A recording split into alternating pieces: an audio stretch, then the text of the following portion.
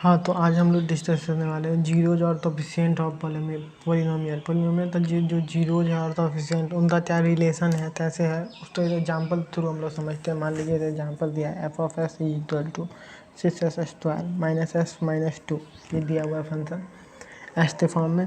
तो अब हम इसे सॉल्व करते हैं। तो एफ ऑफ एस सॉल्व करते हैं इसको, तो ये तरह से टूट जाएगा। इसको हम लोग लिख सकते हैं ना, 6s² minus 4s plus 3s minus 2। अब इसको वापस कर देते हैं, 2s into 3s minus 2, 1 plus 3s minus 2। तो 2s प्लस 1 और 3s माइनस 2 हो जाएगा। तो f of s equal to, अगर हम जब जीरो रखेंगे तो हमारे पास आएगा 3s minus 2 into 2s plus 1 equal to 0। तो दो इसका सॉल्यूशन हुआ, एक तो 2/3, एक हुआ -1/2, ये दो हुआ।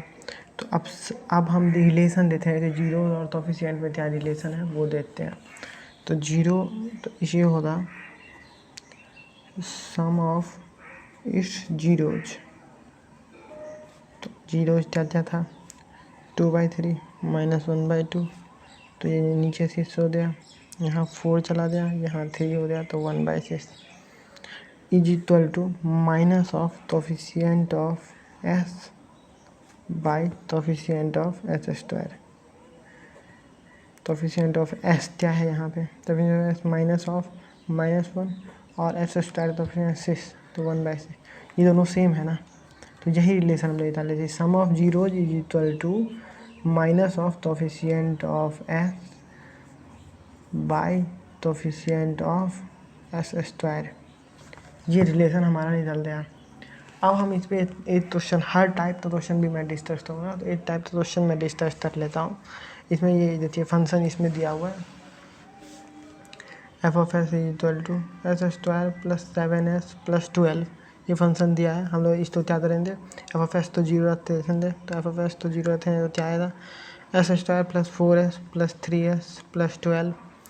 तो s तो मान लिया तो s प्लस 4 प्लस 3 तो मान लिया तो s प्लस 4। तो एथ हो जाए s प्लस 3, एथ हो जाए s प्लस 4। तो s की वैल्यू हमारे पास आएगा -3 -4। ये जो वैल्यू आ गया हमारे पास s का। अब सम ऑफ जीरोज देखते हैं हम। सम ऑफ जीरोज क्या होगा, अल्फा प्लस बीटा, -4 प्लस -3 -7 हो गया। अब सम ऑफ जीरोज स्टेज 12 था, हमें पता ही है माइनस ऑफ कोफिशिएंट, तो हम वेरीफाई करके देख लेते हैं। Minus of coefficient of s upon coefficient of s²।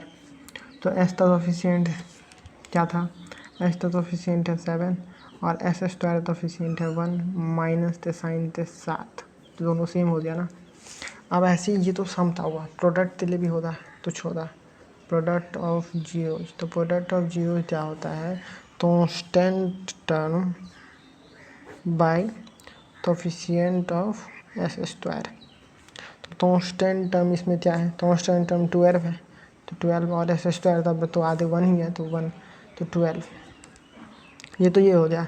ये तो हम लोग नॉर्मल फार्मूला से नहीं निकाले, नॉर्मल से निकाले। अब अगर इस दोनों तो मल्टीप्लाई करते रहते हैं तो सेम आ रहा है क्या, नहीं आ रहा है, 12 सेम आ रहा है, तो यही हो गया अल्फ़ा इंटू बीटा। तो अल्फ़ा इंटू बीटा ये आ गया, और मासिक फार्मूला दोनों से सेम आ रहा है। तो ये तो हमारा हो गया टाइप 1 था। अब हम लोग टाइप 2 पे सवाल कर लेते हैं। ये जो क्वेश्चन है ये टाइप 2 का है। टाइप 1 डिस्कस कर लिया, कॉन्सेप्ट डिस्कस कर लिया, अब टाइप 2 पे सवाल कर लेते हैं हम लोग। तो फंक्शन क्या दिया हुआ है, f of s is equal to s² minus PS plus Q। ये फंक्शन दिया है, हमें क्या निकालना है, अल्फ़ा प्लस बीटा और 1/अल्फ़ा प्लस बीटा।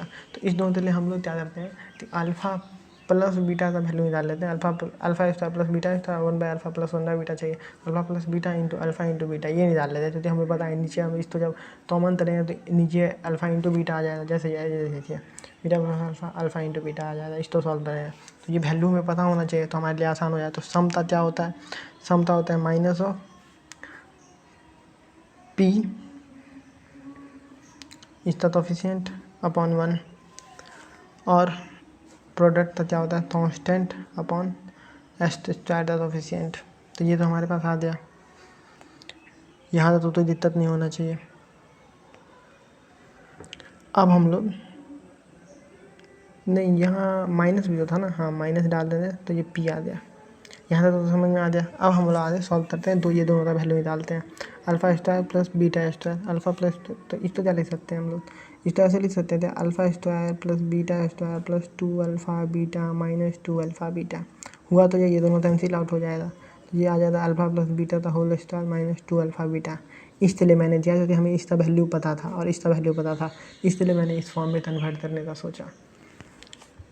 अब हम लोग इसका वैल्यू डाल देते हैं पी स्क्वायर माइनस 2 क्यू, और दूसरा वैल्यू डाल देते हैं 1 by alpha plus by 1 by beta equal to alpha plus beta by alpha beta p upon Q.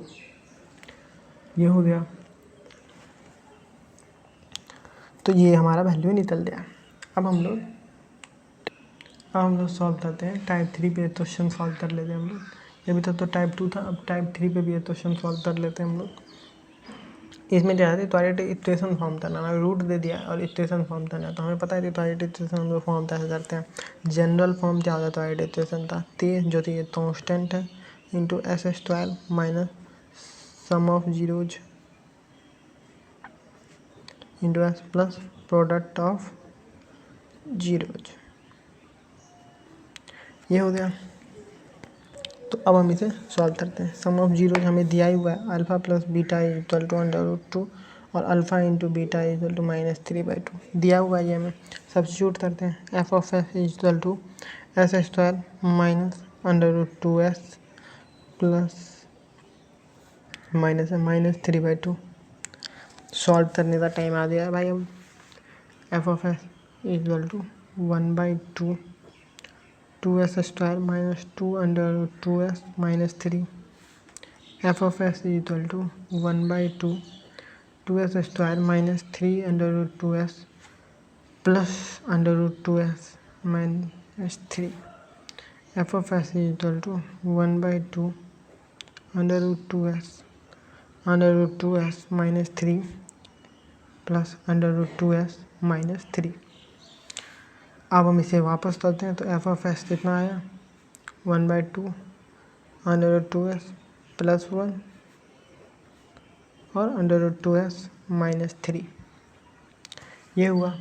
यहाँ से तो डाउट नहीं हो रहा। तो अब ये जो इक्वेशन है इसका हमें सॉल्यूशन चाहिए, तो ये इक्वल टू पूरा 0 तक पुट कर देते हैं। पूरा 0 पुट कर दिया हम, तो अब क्या आएगा 1/2 √2s प्लस 1 और √2s माइनस 3 इक्वल टू 0। तो एस टी वैल्यू आ जाएगी 3/√2 और -1/√2। ये दो उसकी वैल्यू आ गई एस टी। ठीक है, तो यहाँ तो दिक्कत नहीं हुआ। यही हमें पूछा था कि हमें इसका फॉर्म ये भी निकालना था, हमें इसका इक्वेशन भी निकल गया, रूट्स भी पता चल रहे हैं, जीरोज भी पता चल रहे हैं। तो ये हो गया। आगे हम इस पर 6 टाइप है, तो बाकी 3 में डिस्कस करूँगा आगे।